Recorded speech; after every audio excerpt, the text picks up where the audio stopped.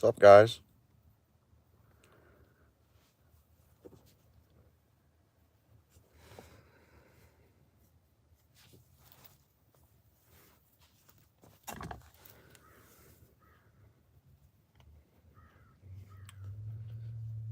Come on in, come on in.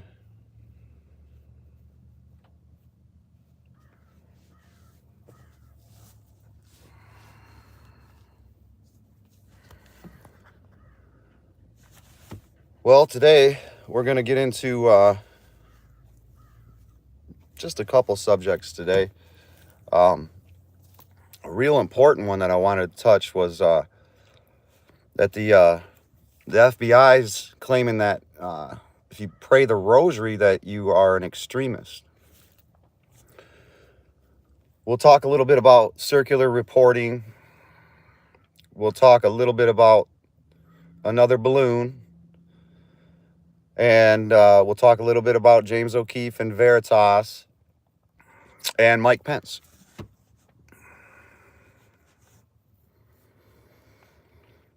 So let's get started.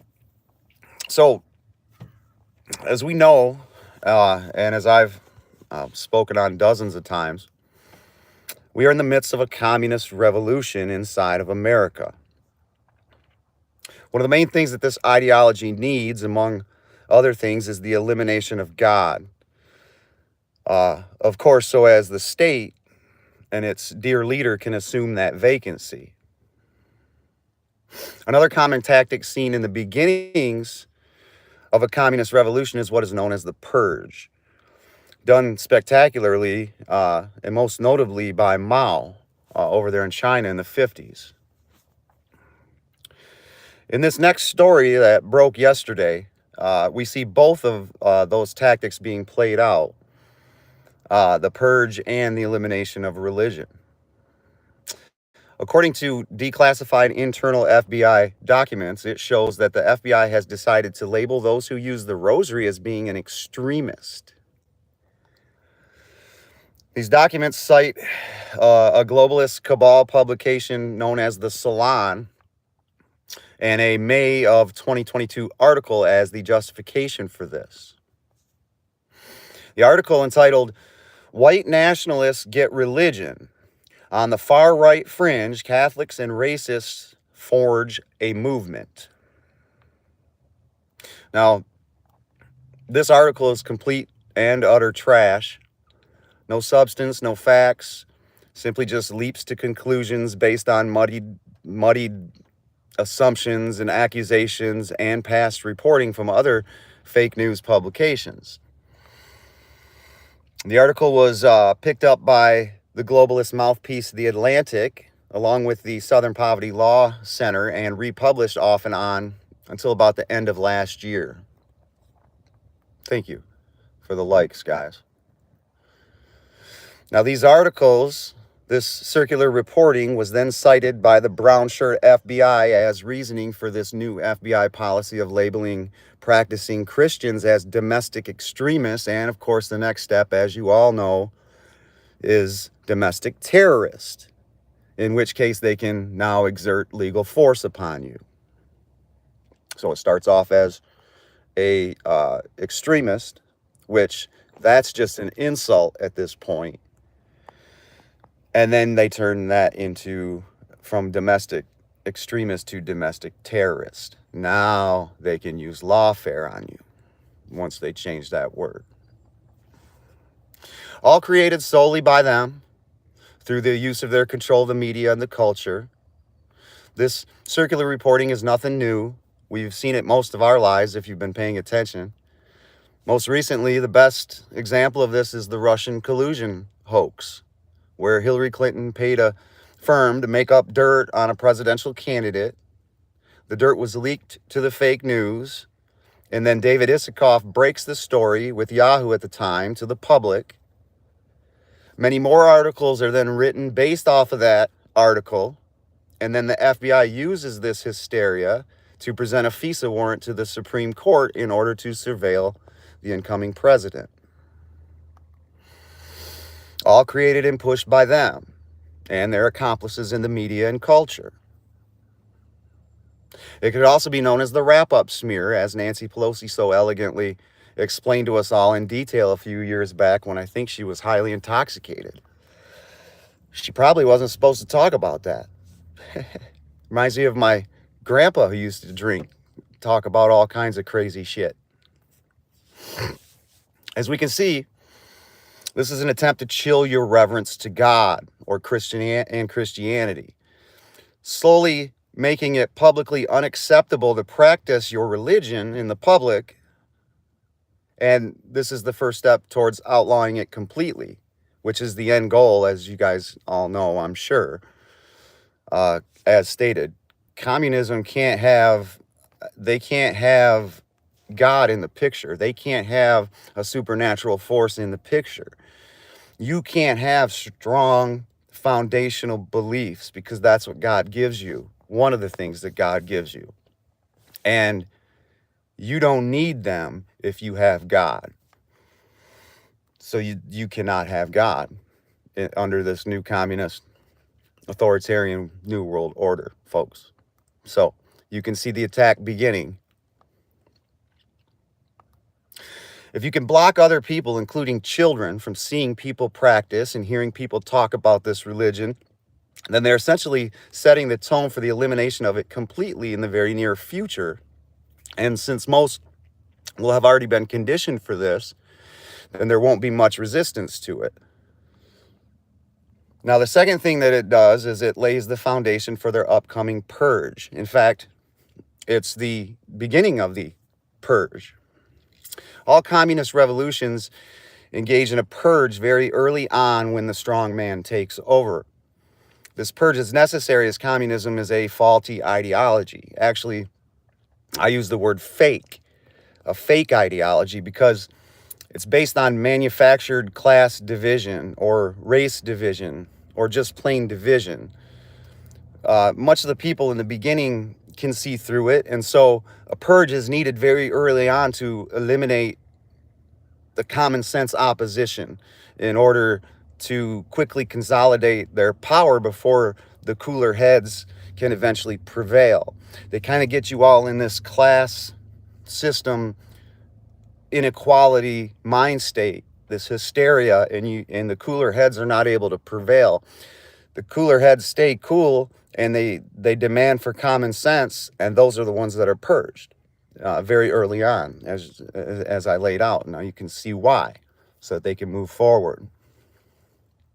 Okay, purges will be called for many reasons. All things that your opposition is into. For instance, like religion, they'll call you a religious extremist, or gun enthusiast, they'll come after you. And eventually, for those with good old-fashioned American values, any America first and all this is going to be outlawed. It's going to be considered extremist behavior, and then of course terroristic behavior as the next step, so that they can purge you. If you espouse to any of those things that I mentioned, you'll be slated for the purge. And this example, along with many more, like questioning school boards or even questioning the government narrative, will all result in you being purged. And it looks like religion is one of the first things that they come after. And we kind of laid all that out as to why that is. Moving on to the circus, we're told that another balloon came into the U.S. airspace in Alaska and was immediately shot down. Now, I haven't seen any video footage of them shooting it down. I don't know if you guys have. If you have, let me know. I would like to see it, because I don't believe it unless I see it. Why would you believe anything that comes from this administration? I mean, it's getting bad with the lies. So why would they shoot this one down, but not the last one? Well, it doesn't make much sense, but when you think about it, it seems to me like this one might just be fake and a chance for Biden to save face after the last one that he let finish the mission, and maybe they're getting some backlash, so now this is his opportunity to look tough. Let me know what you guys think about this one, because this one's a head scratcher for me. I just I can't figure out what's going on with this, man. I go back and forth on the initial one. I sometimes think it might not even have been Chinese. I think it could have been even just one of ours. Um, but this other one coming in, see, I think that there was so much backlash from the one last week uh, after these idiots let it continue its mission. God knows what it had on board. They knew they had a payload on board. They wouldn't tell us what it was.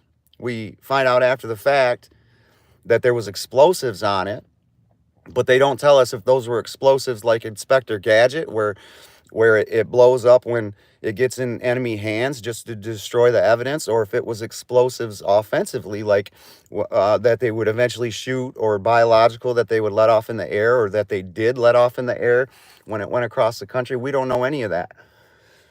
They let that one go all the way through.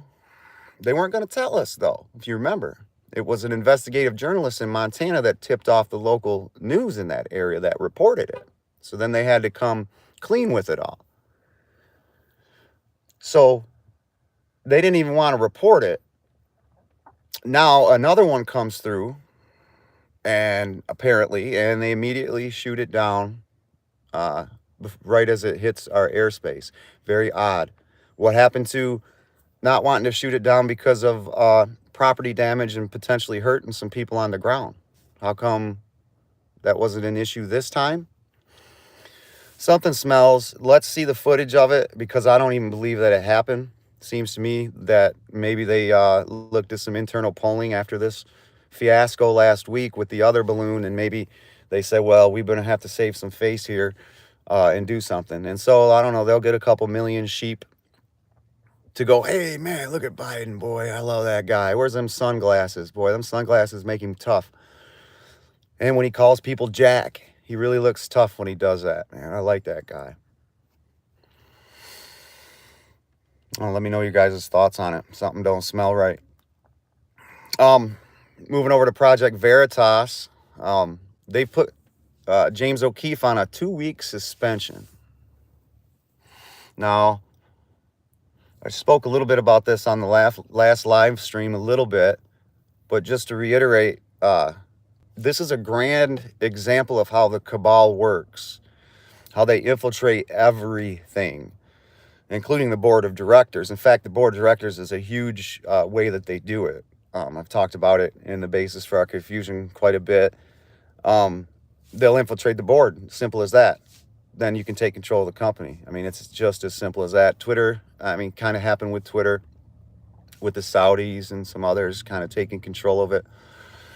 But I'm not sure why. Maybe some of you people might know a little bit more about it, but initially I had thought Veritas was a 501c3 or, exempt, I guess. I thought they were a nonprofit. And they may be, but whether you're a nonprofit or you're a real media, yeah, I know. Or if you're a real media organization, either way, in your articles of incorporation, you can set your business up. I'm talking about the behind the scenes structure of it. You can set that up however you want. You can have, a president, or you can have boards of directors. You can have both. You can dictate how many members there are on the board. You can dictate all kinds of things in your articles of incorporation. So I'm not sure why Project Veritas decided to go with this board of directors structure that they've done, because I guess they didn't know how spidery these infiltrators were. I guess they thought that they could maintain control of that board, and obviously they were not able to. However, it does look like there's some good guys that are on this board still, because it looks as though they were originally going to get rid of Okeefe. It looks like some good people stood up for him. They had a meeting yesterday, the board did, and I guess they concluded that they're going to put him on a 2-week leave of absence. Now, he breaks the biggest story he's ever broke with Pfizer, and now they put him on a leave. Now, you do the math on that. You tell me I mean, this is like saying Fox News and Tucker Carlson breaks one of the biggest story of, or Sean Hannity, whoever, name one, breaks one of the biggest stories of their life. And then the board of directors decides they want to eliminate Hannity or put him on a leave of absence. Now, why? Isn't that what a reporter's supposed to do, is break big stories? So you get punished for it? Where's the sheep? Get this video to some sheep. And so we can ask them this question. Isn't this odd to you? Isn't this funny to you? You break a huge story, a great story, right or wrong, 100% right, maybe not, who knows? But it's a great story. And for them to do what they're doing, I mean, doesn't this tell you, people, if you ever doubt your brains over the years, just look at situations like this, and it will reinforce everything that you always had believed. Just, you got to look at things logically every now and then and step back and go, yep, makes no sense. They would never do that. These people are against us. They've infiltrated every institution, especially ones that give out truth, and they cannot have it, man. They will go after you. It's as clear as day, folks. But anyway, thank God for the good guys over there, because it looks like they had a little bit of a backbone. So we'll see what happens with James Okeefe. Now, lastly, over to Mike Pence. The FBI confirmed it found an additional classified document during a search Friday at the Indiana home of former Vice President Mike Pence. Agents removed one document with classified markings plus 6 additional pages without classified markings. Again, okay, so they find some documents and they have classified markings on some. But 6 more documents without classification markings. Well, where are they finding these things? I mean, it just doesn't seem to make sense. The consensual search follows a discovery relayed by Pence's representatives to the National Archives and Records Administration last month that documents bearing classified markings had been, they say, inadvertently boxed up and found in former vice president's home in Indiana.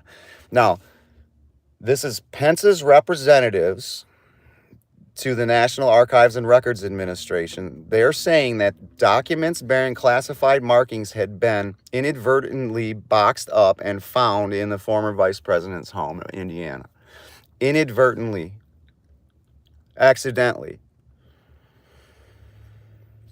Inadvertently giving away classified material, you guys. Again, just, can we get this to some sheep? Okay, use your brains, use your logic now. Inadvertently giving away classified material to Pence. So they're saying that the representative to NARA, the National Archives and Record Administration, Pence's liaison to NARA, inadvertently, so accidentally, took classified materials and brought it to Pence's home. Does this make any sense to you? Just accidentally giving away classified material? Did he request it? How does this happen, you guys? If you believe this story, then you're part of the problem. Don't you think there's a better policy in place for accounting for classified documents? I do. Doesn't this all seem odd to you? Something's not right about any of it. It doesn't gel. I don't believe that would be commonplace for, or how they're going to deal with classified material. You don't accidentally take material. You don't. Something's not right with any of it, you guys. I'd like to know your thoughts on it. I believe Pence is in the middle of going into some investigation. Is there a special counsel into Trump? I think another deep state special counsel. So this could be some way of getting Trump, maybe.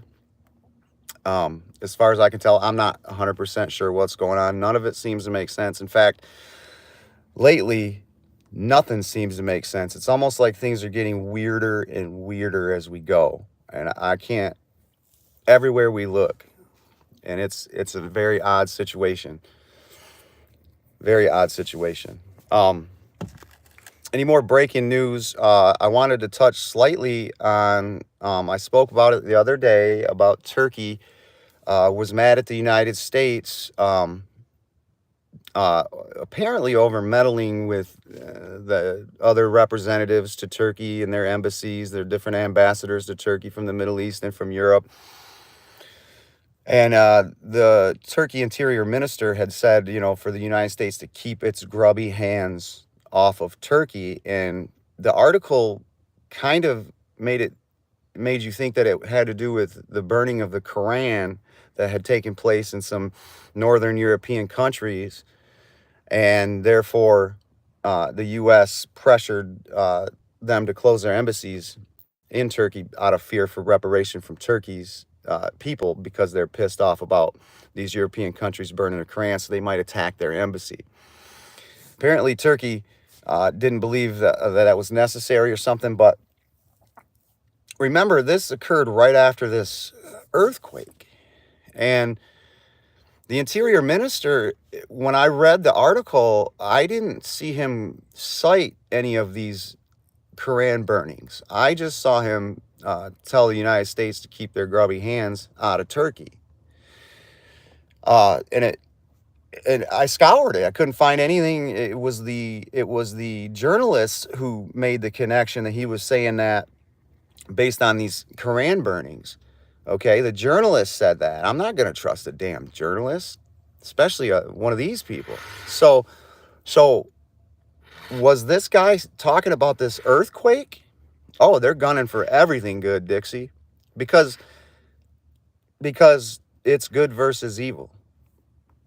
And the quicker we realize that, I think the quicker we can kind of set our charts to fixing this.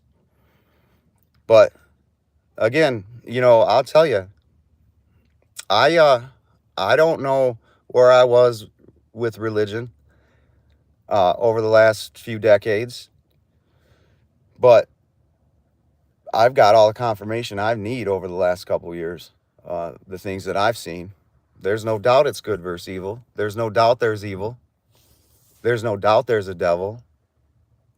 And there's no doubt there's a God. And it's definitely good versus evil. And we got to understand that. In fact, what's that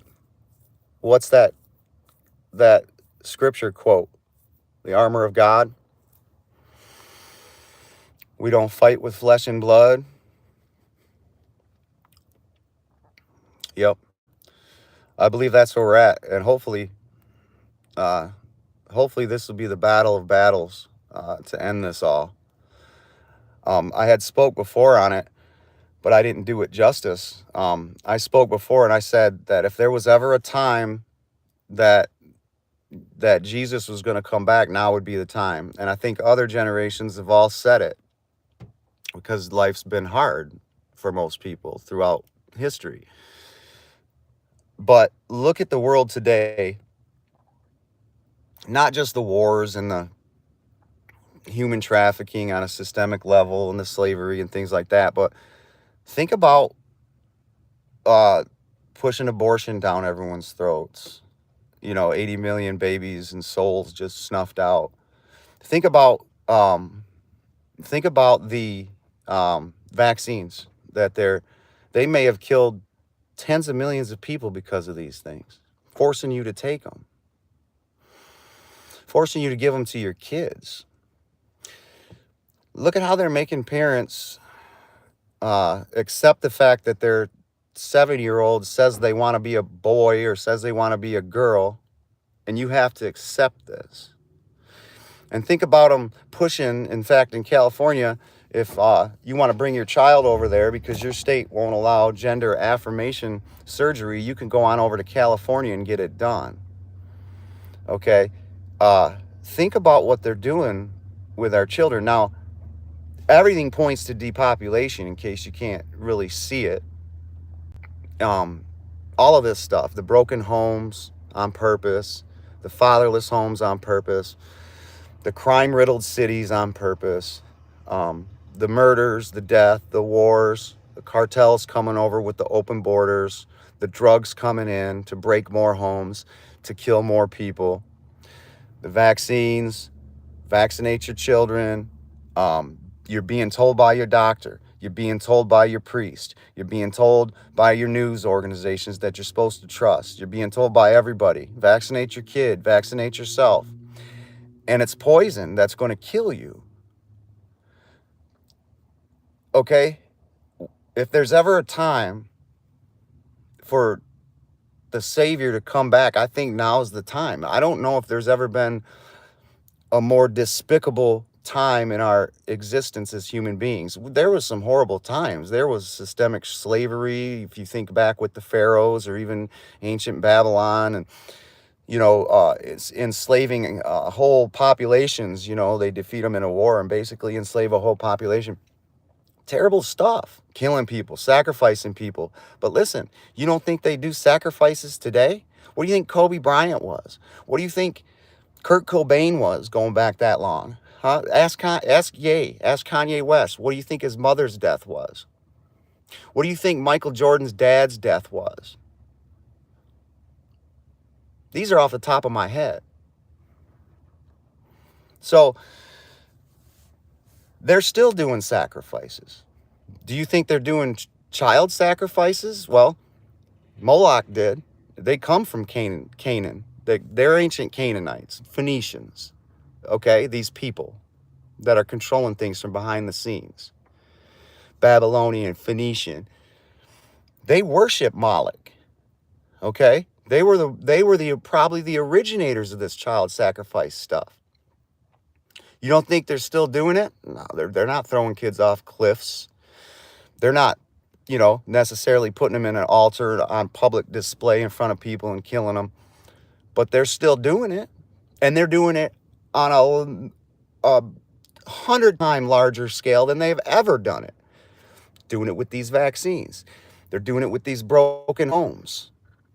Yeah, yeah. They're doing it from the broken homes. They're doing it from the gender affirmation. They're doing it in all kinds of ways. They're sacrificing your children. Way more than they ever did it. This depopulation cult, who's been in this death cult, who's been in charge, they're still killing. They're just doing it this way now, you guys. They're killing you through the wars. They're killing you through way more than they ever did. You want to talk enslavement? Yeah, they might have enslaved whole populations of people, maybe tens of thousands of people at once back then, maybe hundreds of thousands of people, maybe. Take a look right now. You're a slave. Right now, you're a slave. They've got the whole world enslaved in their system right now. You get paid a little bit. How many people do you know can't make it today? Have you seen a price for a carton of eggs or a gallon of gasoline or anything at the store? How about all your items that are supposed to last that don't, like your washing machine or your dryer? I'm buying a new washing machine or dryer every 3 years. Okay? Now, when it came to capitalism and ingenuity and things, I was told that when a business creates a product, you have to allow for competition, because what competition does is and let's just take the washing machine. Whirlpool has a washing machine and they're setting the price. They're the only ones in town doing it. Got a nice high price because you need one. Well, when competition comes around and a nice a new innovative person like you or me says, man, I want to get into this, so they create their own company and they say, well, I got to find a way to make this washing machine competitive with Whirlpool. And so they work their ass off to get a price point that works for them, that's lower than what Whirlpool charges, while still giving the same quality if possible. Now, by doing that, then that puts pressure on Whirlpool and tells Whirlpool that they have to bring their prices down because they want to continue to get the market share and stay in the game themselves. Then another competitor might come in, and this is supposed to bring all these prices down. Okay. Not to mention, as competition comes in, they get more innovative with making the product. They might make it more durable. They might make it last longer. They might make it better in many ways. And so what you should see in a system like this is you should eventually see a washing machine. This is what we're using this as an example. You should eventually see a washing machine that will last damn near forever because they've had 70 or 80 years of practice with competition and others coming in to make this thing better and better. How come that hasn't happened? How come a washing machine has been invented for 70 or 80 years? Other people have jumped in the game, tried to get in, tried to be innovative, tried to get, hey, Ben, tried to get in the game with it. And still, after 80 years, it's never gotten better. They still go out after 2 or 3 years. Something's not right. Well, turn it up, Ben. Something's not right. Same thing with cars, even. I mean, think about it. Don't you think after 120 years that vehicles would be made so well now and the price would come down so much because of all, I mean, I get natural resources going up. Again, that's non-organically. These things are pushed up in an unnatural way. It's scarcity is forced upon us. Okay, so I can get that part, but these things after 100 years of making them, oof, yeah, I've got no snow down here right now, Ben. I see green brown grass in my high-tech studios in South Central Michigan here. But how come they don't have a car that can, be more affordable after 100 years? Okay, regulations, sure. Another reason why Trump wanted to get rid of those regulations that are put in place, those aren't voted on. I'm talking about business regulations, like, for instance, the things that make a car so damn expensive now. These are regulations that are unnecessary. Code, okay? They're not voted on. Legislatures don't put those codes in place. You know who does? Business leaders.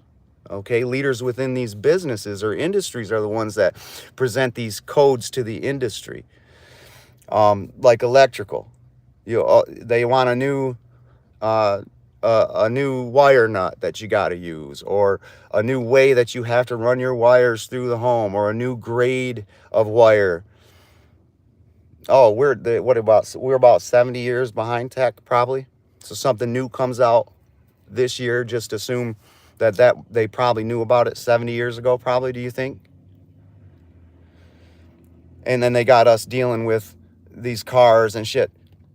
And so what I'm saying is these codes are unnecessary, which keep prices high. That's why Trump, he wanted to get rid of the codes. He said, if you want a new code or a regulation in place for a certain industry, that's fine. But what we're going to do is you got to present 3 current regulations that we can unwind and get rid of. And then we put your new one in. So it's a net 2 loss of regulations, which is great. Because Obama, just during his 8 years, slapped thousands of regulations throughout different industries throughout the country. I mean, stifling business. And this is where a lot of people don't pinpoint what the hell's going on here. But as I'm talking about pricing going up and never coming down, and things not getting cheaper to make, and this is these regulations doing this. This is the controllers bypassing legislature and getting their hands on our industries. And to take it a step further, they're now pushing they've made their regulation and code scam, they've streamlined it. Now it's become its own whole thing. It's called ESG, Environmental Safety Guidelines, I'm assuming. And when you have BlackRock and Vanguard, if you go ahead and listen to my basis of confusion, when you have BlackRock and Vanguard owning basically every major Fortune 500 company in the United States through their investing of them, through their control of the pension funds, now you have BlackRock and Vanguard dictating to all these Fortune 500 companies that you guys now have to start implementing these ESG guidelines. More code, more regulations.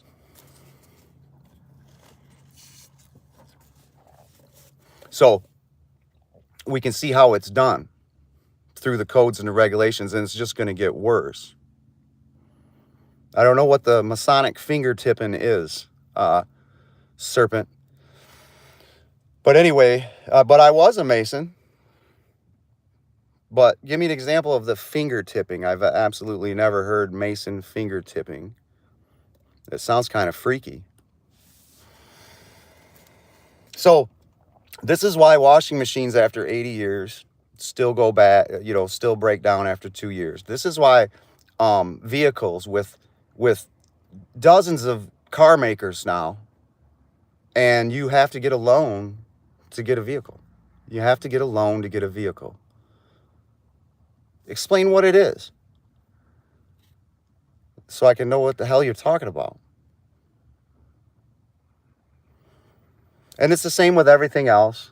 It's the same with, name a product. Over time, with competition, prices are supposed to go down, but they don't. They go up. It reminds me of the NAFTA scam. I lived through that. I watched Bill do this, Bill Clinton. And they first sold it to us as, we'll move this over. They'll take over some of the shit jobs that we don't want to do, some of the knick-knack items and the little BS items that you might want. And what it's going to do is it's going to bring them prices down. So while we'll lose some manufacturing jobs here, that'll be well more than made up. Finger touching in the all-seeing. Oh, right here. Yeah, no, dude, because I have a some kind of a dry skin or a rash. I don't know if I got some adhesive because I was laying some tile or what. Right here, yeah. So I'm a little self-conscious of it. But it's funny you said that, because I was actually a master mason, but I had no idea what you're talking about, finger tipping. So anyway, with NAFTA, they said, well, you're going to lose some manufacturing jobs, but that's going to be more than made up for because the prices of a lot of these goods are going to come down significantly because of the cheap labor that we're able to make in China. Well, that never happened. And, well,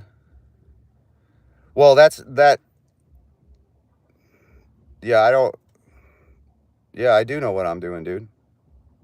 Do you? And so anyway, it was supposed to bring goods down. It didn't. They would get made in Mexico. Yeah, okay. Is that what that is? Oh, you're in Michigan too, Will? Oh, okay.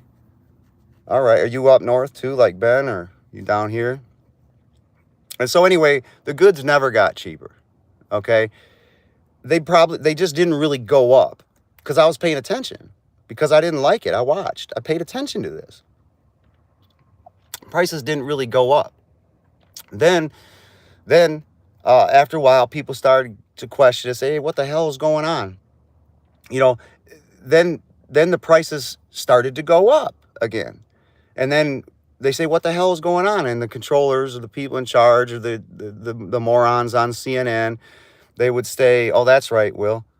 They would say, oh, well, the prices didn't really go down, but they're not going up as fast. So So you're still coming out. And then as the prices would continue to go up, they'd have another excuse. Well, they don't go up as fast as the normal rate average of the world. And they just kept you. And now look at where we're at. Everything's so overpriced that you can't even hardly afford it. Really, the only thing that they did was they stole all our manufacturing jobs, and then they gave us a whole bunch of bullshit products that nobody needs. A whole bunch of bullshit. And it seems like that's all we got out of the whole deal. Along with basically the destruction of our civilization. Because all our cities are crushed ever since all of our manufacturing got moved out.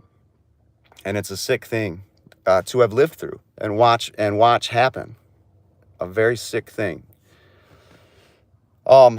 Yeah, Standish, Will. Yep, that's right. We talked about that. I knew some people that worked at the prison up there. I'd been to that prison before.